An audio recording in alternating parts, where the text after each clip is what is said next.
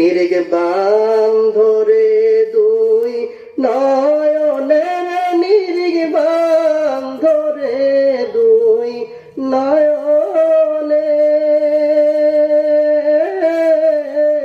ভুইল না মোর আল্লাহ রে।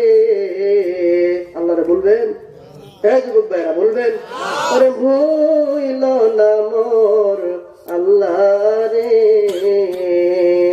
আগে আপনকে চেনো, বুঝুন তো গানের অর্থ? আগে আপনকে চিনতে কইছে, আপনকে ওয়াইন্নাল্লাহা লামাআল মুহসিনিন।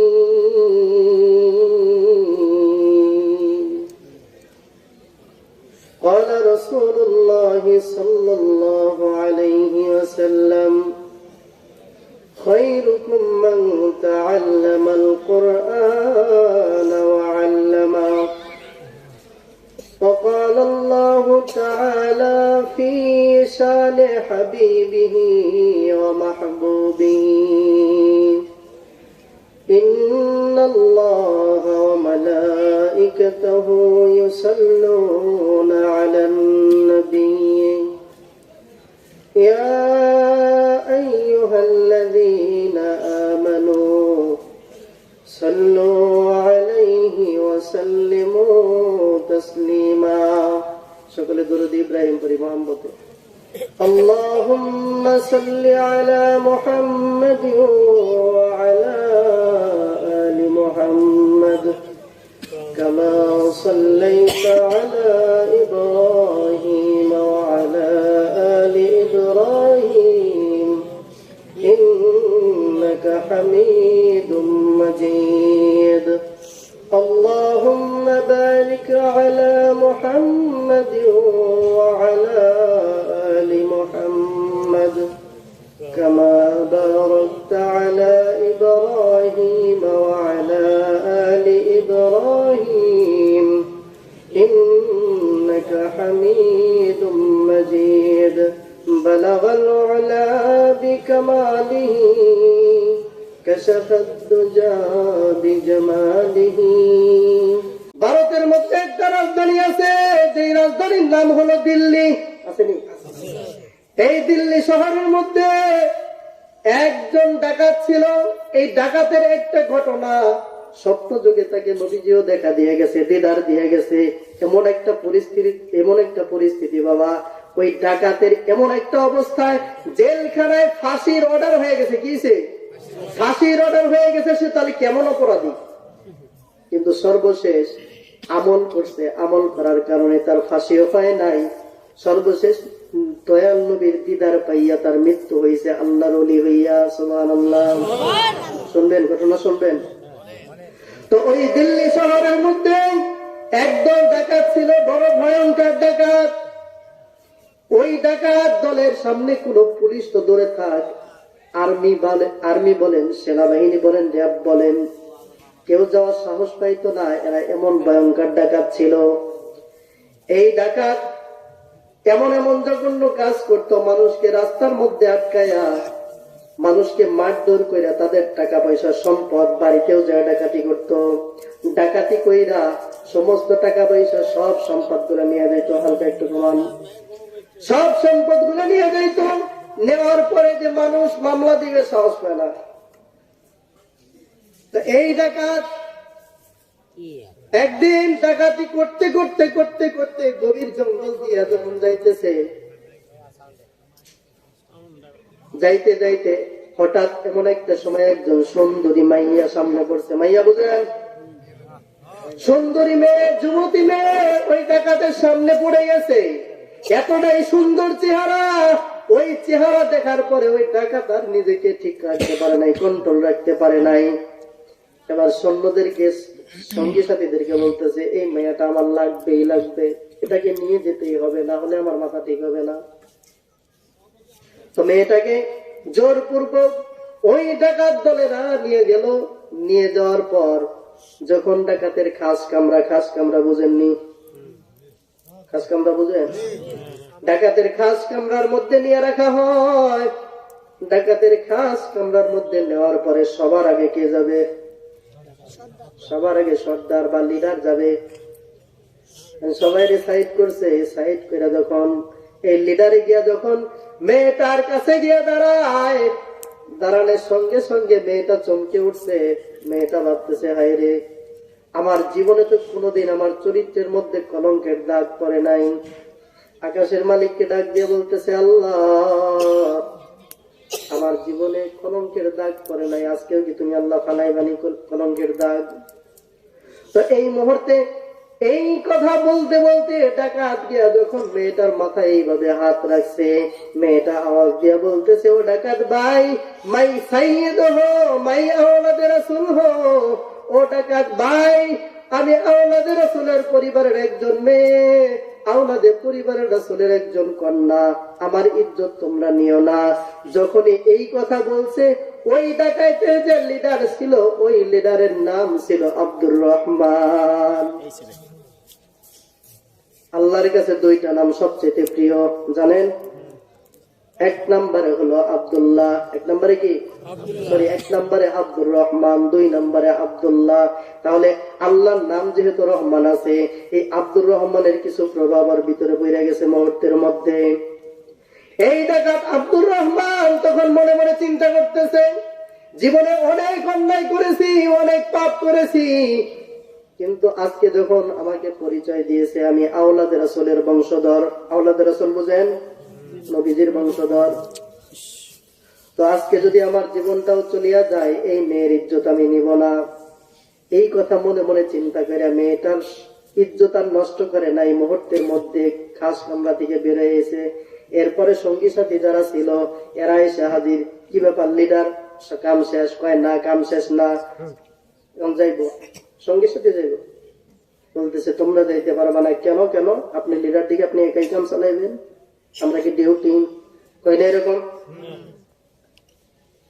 তো এই লিডার ডাক দিয়ে বলতেছে, মেয়েটা কি বলছে তোমরা শোনো নাই? বলতেছি, কি বলছে?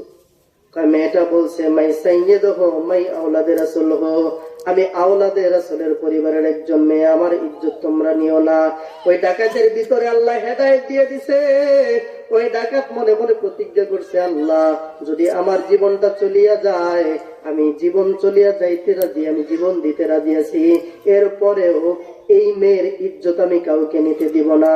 এই কথা যখন দিলে দিলে বললো, দিলে দিলে বলা শেষ, এরপরে সঙ্গী সাথীদের সামনে বলতেছে, তোমরা যাইতে পারবা না, প্রয়োজনে তোমাদের সাথে ঝগড়া করে, মারামারি কাটাকাটি করে তোমাদেরকে হত্যা করে ফেলবো, তবু এই মেয়ের ইজ্জত তোমাদেরকে নিতে দিব না। বলতেছে, কেন? কেন কথা বলার সময় আর আছে? সময় আছে। ওই ডাকাতের সর্দার আব্দুর রহমান হাতের মধ্যে তরবারি উঠায় বলতেছে, একবারে কুবায় এরকম হাতের মধ্যে তরবারি উঠাইয়া বলতেছে, তোদেরকে আজকে জীবনের শেষ খাওয়া খাওয়ানো। আমি যেখানে কিছু করি নাই, তোরা যাইবি সেইখানে, তাহলে আমার অপমান করা ঠিক না? তাহলে অপমান করা যদি হয়, তাহলে কি কাজ করা ঠিক হবে? ঠিক হবে না। এবারে আব্দুর রহমান সঙ্গী সাথীদের সঙ্গে ঝগড়া করতে করতে করতে করতে প্রাণের দুইটা বন্ধুরে কতল করে ফেলেছে, খতম করে ফেলেছে। আর বাকি দুইজন, মোট ছিল 4 জন, আর বাকি 2 জন বাইকে গেছে। বাইকে যাওয়ার পর ব্রিটিশ পিরিয়ডের পুলিশকে খবর দিয়ে আনছে। যেই পুলিশের সাহস ছিল না এই আব্দুর রহমানের সামনে দাঁড়ানোর মতো, এই পুলিশ আবার এসে আব্দুর রহমানকে হ্যান্ডকাপ লাগাইছে। হ্যান্ডকাপ লাগানোর পরে আব্দুর রহমান যায়, কিন্তু যায় আর মনে মনে ভাবে, আমার কোনো দুঃখ নাই, আমার কোনো আফসোস নাই। যদিও আজকে আমাকে পুলিশেরা নিয়ে যাইতেছে, নিয়ে যাওয়ার কারণে যাইতেছে আর মনে মনে ভাবতেছে, আমার কোনো আফসোস নাই, আমার কোনো দুঃখ নাই। কেন দুঃখ নাই? বলে, আমি সারা জীবন যত অকাম কুকাম করছি, কিন্তু আজকে আমার ভিতরে এই জন্যই দুঃখ নাই, আমি নবীর বংশের আওলাদের একজনের ইজ্জত রক্ষা করেছি। এরপরে আব্দুর রহমানকে যখন কোর্টে উঠানো হয়, কোর্টে উঠানোর পরে আব্দুর রহমানকে ফাঁসির রায় দিয়ে দেওয়া হয়। এরপরে ফাঁসির রায় দেওয়ার পরে, ফাঁসির আগে জেলখানা রাখেনি আসামি, রাখে না? ফাঁসির আগে রাখে না? ফাঁসি দেওয়ার আগে যখন ওনাকে জেলখানায় রাখা হলো। জেলখানায় থাকা অবস্থায় তখন চিন্তা করতেছে, হায় রে, আমার জীবনের তো সবিশেষ, আমার ফাঁসি দিয়া লাইব। কিন্তু যেই নবীর ইজ্জত আমি রক্ষা করলাম, আমার ফাঁসি দেওয়ার আগ মুহূর্ত পর্যন্ত আমি ওই নবীর শানে দরুদ করব, দেখি আল্লাহ আমারে কি করে। দরুদ করতে করতে প্রত্যেক দিন প্রতিনিয়ত এই শোইবার সময় এই দরুদ গুলা যখন পড়তে এমন একটা পর্যায়ে চলে গেছে, যেই পর্যায়ে যাওয়ার পরে সর্বশেষ ফিনিশিং এ বাবা এই আব্দুর রহমান ডাকাতের লিডার, এর ফাঁসিও শেষ ফিনিশিং এ হয় নাই। মৃত্যুর আগে একে আল্লাহর নবী স্বপ্ন যুগে দিদার দিয়ে দিছে। কোন সুবহানাল্লাহ। কথা বুঝছেন? আমল করতে রাজি আছি, রাজি আছি ইনশাআল্লাহ। হাত উঠান, হাত উঠান। নারায়ে তাকবীর, নারায়ে তাকবীর। আল্লাহ সকলকে আমল করার তৌফিক দান করুক। সকলে বলি আল্লাহুম্মা আমিন। দিদারও তিনি স্বপ্ন যুগে পাইছে না? নবীর রওজা শরীফ দেখে মন ভরে না, নবীর রওজা শরীফ দেখে মন ভরে না, দিদার দাও গো শাহে মদিনা, দিদার দাও গো শাহে মদিনা। নবীর রওজা শরীফ দেখে মন ভরে না, দিদার দাও গো শাহে মদিনা, দিদার দাও গো শাহে মদিনা। চলবে? যুবক তো ফেটটা যারা পাগল, কিন্তু ওরকম গান বাবারে আমরাও পারি, কিন্তু আমরা গানের টান মানতে ওরকম মমতাজের বেল থাকবে না। কথা বিশ্বাস হয়? ওরকম গান তো আমরাও পারি। এরপরেও ওস্তাদের কাছে ক্ষমা চেয়ে নিচ্ছি। এরপরে আপনাদেরকে বোঝানোর জন্য একটু টান মারি। নিরেগে বান ধরে দুই নয়নের, নিরেগে বান ধরে দুই নয়নে, ভুইল না মোর আল্লাহ রে। আল্লাহ রে বলবেন? হ্যাঁ যুবক ভাইরা বলবেন? আরে ভুইল না মোর আল্লাহ রে, আগে আপনকে চেনো। বুঝুন তো গানের অর্থ? আগে আপনকে চিনতে কইছে। আপনকে কিসের বাবা মা? নিজে নিজে।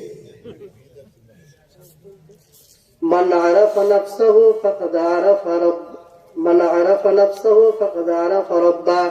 আল্লাহর ওলি বলে, বাবা যেই বান্দা নিজেকে চিনে সে আল্লাহরেও চিনে। কথা বিশ্বাস হয়? ও বৃদ্ধ বাবাজি, যুবক ভাইয়েরা, আমরা তো এখন নিজেকেই চিনতে পারি নাই। না চিন্না দৌড়াই কার পিছনে? প্রেমিকার পিছনে দৌড়াই, দৌড়াই বন্ধ বাবার পিছনে দৌড়াইনি। হয়তো এখানে মাজার শরীফ আসেনি, আমি তাকে উদ্দেশ্য করে এই কথা বলার মোট কোনো উদ্দেশ্যই না। তো বাংলাদেশে এমন দরবার আছে, ওযু নাই, গোসল নাই, এরা পীর দাবি করে, আর এদের কাছে মরিদ যায়। এর মধ্যে ইয়াং জেনারেশন বেশি যায় রে বাবা। এরা যায় কি করে? সিগারেটের মধ্যে সিগারেটের মাল মিটার যা আছে সব ফালায় দিয়া এর ভিতরে এমনি এমনি ডলাডলি কইরা বইরা এরপরে সুখ টান দেয়। সুখ টান বুঝেন? হয়তো কোন হুজুর আপনি গেলে পেলেন তুই। এই হাত দ্বারা যখন বিদর্ভী ছিলাম বাবারে, পৃথিবীর মধ্যে এমন কোন মাদকের নেশা নাই আমি করি নাই। সব নেশা আমার ভিতরে ঢুকছিল, কিন্তু এই চেয়ারে বসার মতো যোগ্যতা আমার নাই।